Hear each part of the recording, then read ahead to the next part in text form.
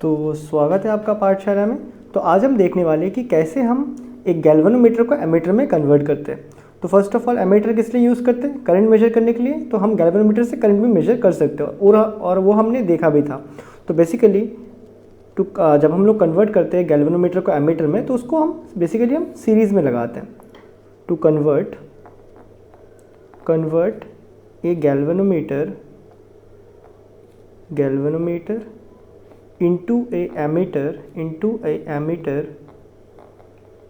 we connect the galvanometer in series। तो series में लगा देते हैं, ये बातें क्लियर है। लेकिन गैल्वेनोमीटर एक बहुत ज़्यादा सेंसिटिव डिवाइस होता है, उसमें बेसिकली माइक्रो एम्पेयर में करंट दिखाया जाता है। तो सिंपल सी बात है, इसको ज़रा समझना। ये तुम्हारे पास एक गैल्वेनोमीटर है, डन। इसके अंदर कॉइल्स है। अब देखो ये जो गैल्वेनोमीटर है, ये इसमें जो मैक्सिमम करंट है ना, देखो ये जो गैल्वेनोमीटर का एक नीडल होता है, ठीक है। ये नीडल जब यहाँ पे होता है ये ज़ीरो होता है, मतलब ये ज़ीरो करंट शो कर रहा है। यही नीडल जब यहाँ पहुँचेगा तो बोलेंगे हाफ डिफ्लेक्शन। यही करंट नीडल जब यहाँ पहुँचेगा तो बोलेंगे full deflection, that is full deflection, यहाँ पे हाफ डिफ्लेक्शन। तो इसका जो फुल डिफ्लेक्शन करंट है वो मान लेते हैं 1 एम्पेयर है, मतलब है मैक्सिमम 1 एम्पेयर ऑफ करंट को शो करता है। अगर तुम इसमें से 1 एम्पेयर करंट भेज रहे हो तो तुम्हें 1 एम्पेयर दिखेगा। 2 एम्पेयर भेज रहे हो तब भी तुम्हें यहाँ 1 ही दिखेगा, क्योंकि इसके नीचे तो आ नहीं सकता है एक आंटा। सपोज़ अगर तुम इसमें से 3 भेज दिया तब भी तुम्हें यही दिखा रहा है। सपोज़ अगर हम इसमें से 200 एम्पेयर ऑफ करंट भेज देते हैं तो क्या होगा? तब भी ये नीडल यहीं पे रहेगा, लेकिन ये नीडल इतना ज़ोर से मूव करेगा ना, इतना ज़ोर से मूव करेगा कि नीडल टूट जाएगा, डन। बट अच्छा, तो टू कन्वर्ट सीरीज़ है पहला पॉइंट। दूसरा point, but if we connect it directly then the pointer में ब्रेक। ये जो पॉइंटर है वो ब्रेक हो सकता है, या फिर ये पॉइंटर क्या, देखो ये जो इसका जो कॉयल होता है ना, उसमें बहुत ज़्यादा रेजिस्टेंस होता है। ये तुम्हारा गैल्वेनोमीटर के कॉयल में तो क्या होगा, तो रेजिस्टेंस है तो बहुत ज़्यादा हीट प्रोड्यूस होगा, नहीं तो वो बर्न हो जाता है, ठीक है। If we connect it directly then the pointer में ब्रेक और कॉयल में burn out when high current flows from the galvanometer।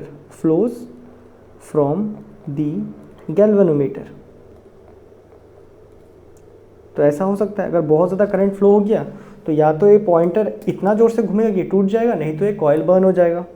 तो बेसिकली हम फिर गैल्वेनोमीटर को बनाया किस लिए? हमें उसमें से करंट तो भी मेजर करना ही है। तो हमने कुछ जुगाड़ ऐसा लगाया, ये आपके पास आपका गैल्वेनोमीटर है, इसका कुछ रेजिस्टेंस है, दैट इज़ गैल्वेनोमीटर का रेजिस्टेंस, क्योंकि उसके अंदर कॉइल है तो रेजिस्टेंस होगा। हमने इसके अक्रॉस में एक और रेजिस्टेंस लगवाया, डन, एक और रेजिस्टेंस। तो इसमें से कुछ करंट जा रहा है। अब देखो बेसिकली गैल्वेनोमीटर का रेजिस्टेंस अगर तुम्हारा 1000 ओम का है ना, तो हम यहाँ पे बहुत ही छोटा, लगभग 50 या उससे भी कम ओम का एक रेजिस्टेंस को यूज़ कर रहे हैं। तो जब यहाँ पे करंट आएगा तो करंट क्या देखेगा? सपोज़ यहाँ पे 10 एम्पेयर ऑफ करंट आया, चार्जेस आए बहुत सारे, तो वो लोग देखेंगे कि रेजिस्टेंस यहाँ तो ज़्यादा है बहुत, तो वो क्या करेंगे, मेजॉरिटी यहाँ से पास हो जाएंगे, डन, मेजॉरिटी यहाँ से पास हो जाएंगे। तो इसी को हम शंटिंग कहते हैं, नहीं तो इसका एक और एग्जांपल तुम ऐसे समझ सकते हो कि तुम्हारे पास कुछ ट्रक्स जा रहे हैं, डन, ये तुम्हारे पास कुछ ट्रक है और तुम यहाँ पे जो ट्रक्स जा रहे हैं, ये तुम उसके मालिक हो, ठीक है, ट्रक के मालिक तुम हो। तो तुम्हारे जो ट्रक्स जा रहे हैं तुम इनको काउंट करना चाहते हो, ठीक है। तुम्हारे पास ऑलरेडी सुपरवाइज़र है, तो तुमने क्या बोला, यहाँ से जो भी ट्रक जाएंगे सबको यहाँ से भेज दो, मैं यहाँ मेजर कर लूँगा। एक तरीका हो सकता है। लेकिन यहाँ से अगर ट्रक जाएगा तो इस रोड का सत्यानाश करके देगा। यहाँ पे ये जो रोड है, जो आप मालिक हो, तो यहाँ पे मालिक गैल्वेनोमीटर है। अगर इसमें से सारा ट्रक अगर पास हो गया तो इस गैल्वेनोमीटर बर्न होगा। ये बातें क्लियर है। तो यहाँ पे हमने कुछ जुगाड़ लगाया। हमने बोला एक काम करो, इस रोड को थोड़ा छोटा टाइप में बनाओ कि ज़्यादा गाड़ी इसमें घुस ना पाए, थोड़ा छोटा बनाना इस रोड को। और क्या करना, और अगर इसमें से अगर तुमने अपनी सुपरवाइज़र या किसी को बोला कि अगर तुम लोग यहाँ में से 10 ट्रक्स लेके जा रहे हो ना, अगर तुम लोग यहाँ पे से 10 ट्रक्स लेके जाओगे तो मेरे पास यहाँ पे 1 ट्रक भेज देना। तो मैं समझ जाऊँगा कि अगर 10 ट्रक यहाँ से गया है तो मेरे पास 1 आया, इसका मतलब कितने ट्रक पार हुए अभी तक, 10 ट्रक पार हुए हैं। डन। तो 1/10 इसका मतलब होता है अगर 9 ट्रक यहाँ से पार हुआ तो 10 नंबर ट्रक मेरे सामने से जाएगा, तो मैं समझ जाऊँगा कि हाँ अभी 10 ट्रक हो चुका है। उसके बाद अगर मेरे सामने से 2 ट्रक गया है, इसका मतलब कितने ट्रक पार हो चुके हैं, अभी 20 ट्रक्स पार हो चुके हैं। डन। तो ये जो होता है ना एक जुगाड़ लगाना, इसी को हम शंटिंग कहते हैं। डन। बट इन फिजिक्स के केस में यहाँ पे तो भाई चार्जेस फ्लो हो रहे हैं आपके, तो चार्जेस फ्लो हो रहा है तो हम क्या चाहते हैं, हम यहाँ पे एक लो रेजिस्टेंस लगवा देते हैं, जिसकी वजह से ज़्यादातर चार्जेस यहाँ में से फ्लो हो जाता है और बहुत ही कम चार्जेस इसमें से फ्लो होता है। ठीक है, और वो कितना कम चार्ज होगा, दैट इज़ IG के बराबर, फ्लो ऑफ चार्ज के टर्म पे दैट इज़ IG, मतलब फुल डिफ्लेक्शन करंट के बराबर। डन। तो यहाँ पे और कुछ टर्म यहाँ पे लिख देता हूँ। यहाँ पे एक होता है आपका IG, इसका मतलब होता है full deflection current, full deflection current. Full deflection current आप गैल्वेनोमीटर देख के पता कर सकते हो। ये जो मैक्सिमम जब वो डिफ्लेक्ट होता है ना, तो ये जो करंट दिखाता है ना 1 एम्पेयर, वही है इसका फुल डिफ्लेक्शन करंट। और एक होता है half deflection current, half deflection current. आप ये जो हाफ डिफ्लेक्शन करंट है इसे IH लिख दो। ये जो हाफ डिफ्लेक्शन मतलब ए वाला होता है, तो याद रखना जो फुल डिफ्लेक्शन करंट है वो आपको मिलेगा अगर आप हाफ डिफ्लेक्शन को 2 बार प्लस कर लोगे या फिर उसके साथ हाफ डिफ्लेक्शन का 2 मल्टीप्लाई कर लोगे। तो कभी कभी ऐसे भी क्वेश्चन पूछते हैं, ठीक है, हाफ डिफ्लेक्शन करंट दे देते हैं लेकिन तुमको मेन फॉर्मूले में लगाना पड़ता है फुल डिफ्लेक्शन करंट। यहाँ तक बातें क्लियर है। ये जो हम IG पढ़ते हैं ये बेसिकली इसका फुल डिफ्लेक्शन करंट है। यहाँ तक बातें क्लियर है। तो हम यहाँ पे एक शंटिंग का यूज़ करते हैं, तो शंटिंग सो इसीलिए we use a shunt resistor. और ये शंट रेजिस्टर का वैल्यू क्या होता है, बहुत ही लो होता है, low resistance, so that maximum जो करंट है आपका वो किस में से पार हो जाए, maximum current pass through the shunt and deal या फिर produce less damage to galvanometer. ये बातें क्लियर है। सो इसी सेटअप का भी यहाँ पे बनाते हैं। तो सपोज़ मेरे पे यहाँ पे कुछ I अमाउंट ऑफ करंट आ रहा है जो कि बहुत बड़ा अमाउंट है। मैं चाहता हूँ कि मैं इसको मेरे गैल्वेनोमीटर से नापूँ, जिसका अंदर कॉइल है उसका रेजिस्टेंस कुछ R है, ये मेरा गैल्वेनोमीटर पूरा। डन। तो मैंने ये जो I अमाउंट ऑफ करंट है, सपोज़ यहाँ पे 50 एम्पेयर ऑफ करंट आ रहा है, तो मेरा गैल्वेनोमीटर कितना नाप सकता है, that is IG amount of नाप सकता है मैक्सिमम, जो कि मेरे इस केस में 1 एम्पेयर था। तो मैं इसके अक्रॉस एक शंटिंग लगवाऊंगा, एक शंट रेजिस्टेंस, एक बहुत ही लो वैल्यू ऑफ रेजिस्टेंस लगवाऊंगा, जिसकी वजह से अगर 1 एम्पेयर करंट इसमें से पार हो रहा है या फिर उससे कम, 1 एम्पेयर से कम पार होगा तब भी मुझे कोई प्रॉब्लम नहीं है, लेकिन उससे कम पार हो रहा है तो उस केस में यहाँ से कितना पार होना चाहिए, 49 एम्पेयर करंट पार होना चाहिए। डन। तो इसी को अगर हम फिजिक्स के टर्म पे लिखेंगे, I अमाउंट ऑफ करंट आया, इसके अंदर में से कितने करंट पास हो रहा है आपका, IG amount of current pass हो रहा है। तो ये 49 असल में क्या है, जो टोटल करंट आया उसमें से मेरा फुल डिफ्लेक्शन करंट, तो इसमें से पास हो रहा है। ये बातें क्लियर है।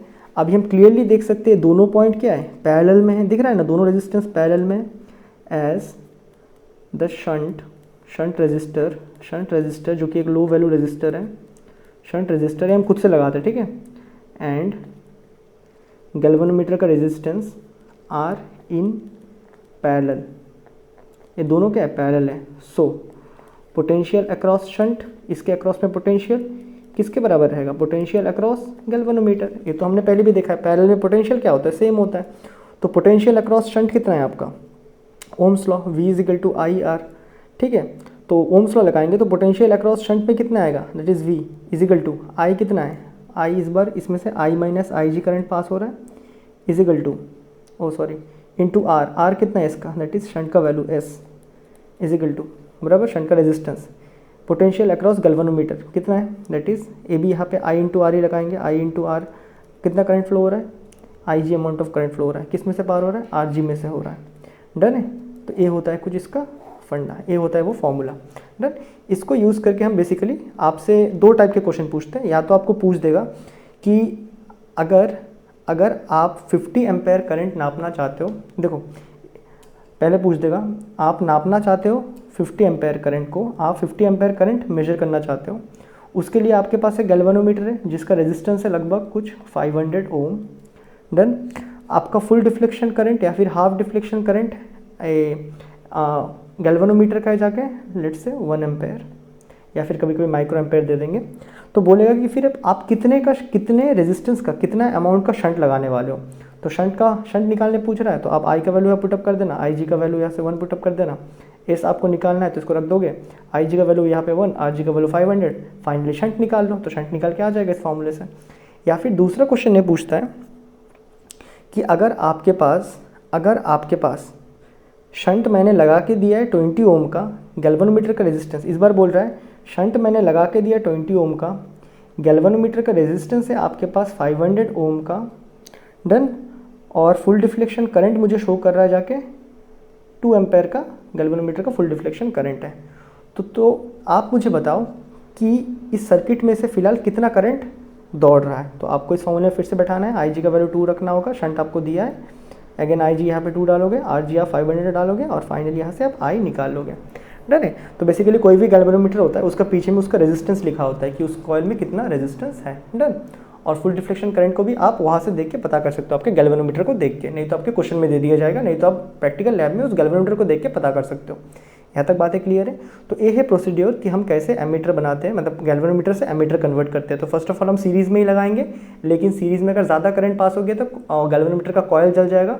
उसके लिए हम एक जुगाड़ लगाते हैं, हम उसको शंटिंग कहते हैं। शंटिंग में क्या करते हैं, हम लो रेजिस्टेंस को उसके पैरेलल में लगवा देते हैं। तो इसका मतलब जो भी करंट आएगा उसमें से ज़्यादा करंट क्या उस शंट में से पास होगा और इस गैल्वेनोमीटर में से बहुत ही कम करंट पास होगा, और हम उसका एक रिलेशन बना के वहाँ से करंट निकाल लेते हैं, डन है। तो जो एग्जैक्ट करंट का वैल्यू है जो आई यहाँ पे आया था उसको निकालने के लिए हम इस रिलेशन का यूज़ करते हैं। और इसीलिए क्वेश्चन ज़्यादा पूछता है कि आई आपसे निकालने बोलेगा कितना करंट यहाँ से फ्लो हो रहा है, लेकिन आपका गैल्वेनोमीटर में फुल स्केल डिफ्लेक्शन कितना जस्ट 1 एम्पेयर का ही शो कर रहा होगा, लेकिन हो सकता है उस पर्टिकुलर टाइम पे उस सर्किट में से लगभग 20 या 30 एम्पेयर का करंट ड्रॉ कर मतलब चल रहा है, लेकिन आपके गैल्वेनोमीटर में जस्ट 2 एम्पेयर का डिफ्लेक्शन है, डन है। तो ऐसा जुगाड़ करके हम निकालते हैं गैल्वेनोमीटर में से करंट।